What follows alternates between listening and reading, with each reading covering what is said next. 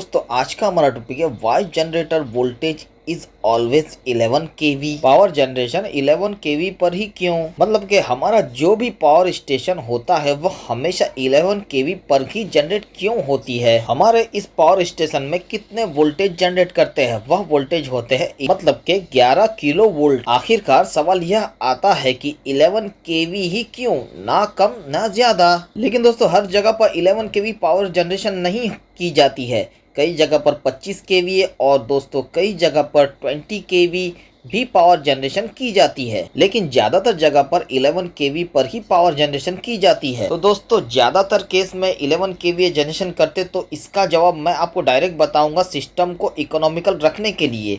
मेरे कहने का मतलब यह है कि हमारे इस पावर प्लांट में कम से कम लागत लगाकर, मतलब के पैसे लगाकर ज्यादा से ज्यादा इलेक्ट्रिसिटी ले सके, मतलब कि कम पैसे में ज्यादा इलेक्ट्रिसिटी बनाना, उसे ही हम सिस्टम इकोनॉमिकल रखना कहते हैं। अब जब हम सिस्टम इकोनॉमिकल बोलते हैं तब लोगों के मन में एक प्रश्न आता है, तो अब हम यही सवाल को समझते हैं। जैसे ही हमने पावर स्टेशन में 11,000 वोल्ट जनरेट किया, अब इस पावर प्लांट में हमें 11,000 वोल्ट तो मिल चुका है।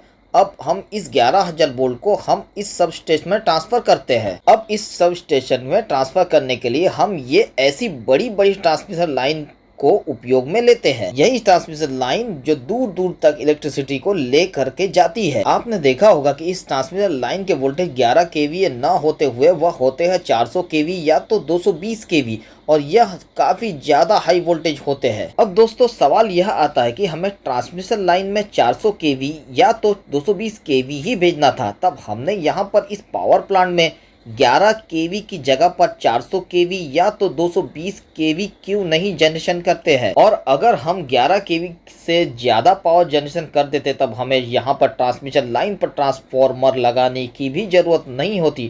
ट्रांसफॉर्मर इसलिए लगाया जाता है क्योंकि हमारा 11 केवी को हाई वोल्टेज में बदल देता है, और यह जो ट्रांसफार्मर होते हैं वह कॉस्ट में काफी महंगे होते हैं दोस्तों। यह जो स्टेप अप ट्रांसफार्मर की कीमत बहुत ज्यादा होती है दोस्तों। इतने महंगे ट्रांसफार्मर, इतना खर्चा, तो हमारा सिस्टम इकोनॉमिकल कैसे हो सकता है? अगर दोस्तों ऐसा होता कि हाई वोल्टेज ही जनरेट कर लेते और ना बीच में हमें स्टेप अप ट्रांसफार्मर की जरूरत होती, ना इन ट्रांसफार्मर का खर्चा आता, और हम हाई वोल्टेज ही ट्रांसमिशन लाइन के थ्रू सीधा ट्रांसफर कर देते। तो दोस्तों इस सवाल का सीधा जवाब यह है कि हमारी ट्रांसमिशन लाइन पर हम हाई वोल्टेज भेज रहे होते हैं, तो वह हाई वोल्टेज इस वजह से भेज रहे होते हैं कि हमारे कुछ लॉसेस होते हैं। वह लॉसेस को कम करने के लिए ट्रांसमिशन लाइन पर हमें हाई वोल्टेज देना पड़ता है। लॉसेस क्यों होते हैं कि हम इलेक्ट्रिसिटी को काफी ज्यादा लंबी दूरी पर भेजना होता है, और इसी वजह से कुछ वोल्टेज लॉसेस भी होते हैं। तो दोस्तों हम कम वोल्टेज को ट्रांसमिशन लाइन पर नहीं भेज सकते हैं, और कम वोल्टेज भेजने पर हमारे लॉसेस तो कम नहीं होगी। और हम ऐसा भी तो नहीं कर सकते कि हमारे पावर प्लांट में काफी ज्यादा मात्रा में हाई वोल्टेज पावर जनरेशन करें, तो ऐसा भी नहीं कर सकते। तो दोस्तों हम 11 केवी पर ही पावर जनरेशन क्यों करते हैं? तो दोस्तों यह सवाल का सिंपल सा जवाब है। आपको पता होना चाहिए कि जैसे कि हमारे इस पावर प्लांट पे अल्टरनेटर के केस में आप देख रहे होंगे कि हमारा जो 11 केवी का जनरेटर होता है वह जनरेटर काफी बड़ी साइज का जनरेटर होता है। अगर हम 11 केवी की जगह पर 400 केवी का जनरेटर बनाए तो तब वह जनरेटर 11 केवी की तुलना में काफी बड़ा जनरेटर बन जाएगा। अब जनरेटर इतना बड़ा क्यों हो जाता है? उसके मुख्य रूप से 2 से 3 कारण होते हैं।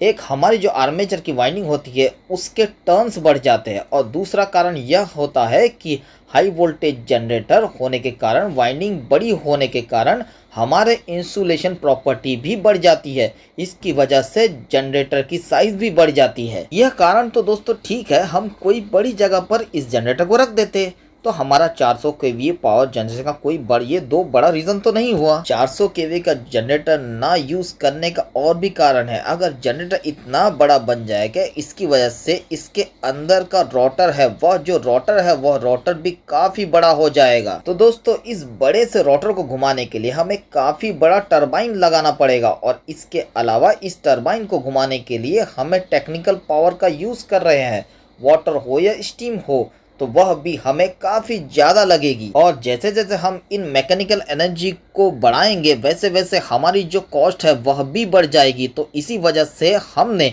इस हाई वोल्टेज को ना सिलेक्ट करके 11 केवी को जनरेशन करना सही समझा, और इसी वजह से हमने 11 केवी का स्टैंडर्ड मेंटेन किया हुआ है। अब सवाल यह आता है कि चलो हमने 400 केवीए पर इलेक्ट्रिसिटी जनरेट नहीं की, लेकिन 11 केवी की जगह पर हम 5 केवीए जनरेट कर लेते हैं और यह 5 केवी जनरेट करना हमें और भी सस्ता होगा और हमारा सिस्टम और भी इकोनॉमिकल हो जाता।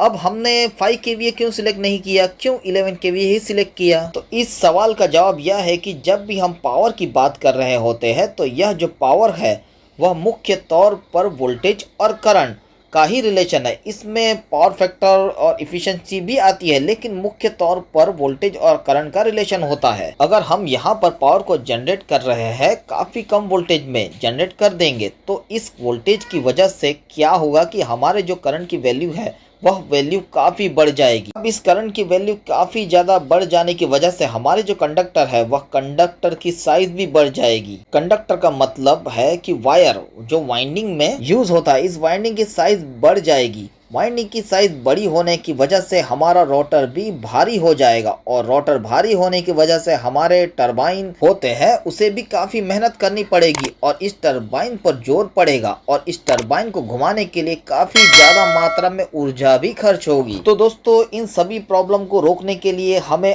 ऐसे ही रेशियो की जरूरत थी जो कि हमारे करंट के रिस्पेक्ट में, हमारे कंडक्टर के रिस्पेक्ट में, हमारे जनरेटर की साइज की रिस्पेक्ट में, हमारा सभी प्रकार की साइड से इकोनॉमिकल हो। तो दोस्तों ओवरऑल हमारा जो पावर सिस्टम है वह कम से कम इनपुट लेकर के ज्यादा से ज्यादा पावर हमें आउटपुट में दे सके। तो दोस्तों यह वीडियो के माध्यम से आप लोगों को समझ में आ ही गया होगा कि हमारे पावर प्लांट 11 केवी पर ही क्यों पावर जनरेशन करते हैं। उम्मीद है कि यह वीडियो के माध्यम से आप लोगों को काफी अच्छी जानकारी मिली होगी। तो दोस्तों वीडियो को लाइक करें, चैनल को सब्सक्राइब करें और कमेंट करें।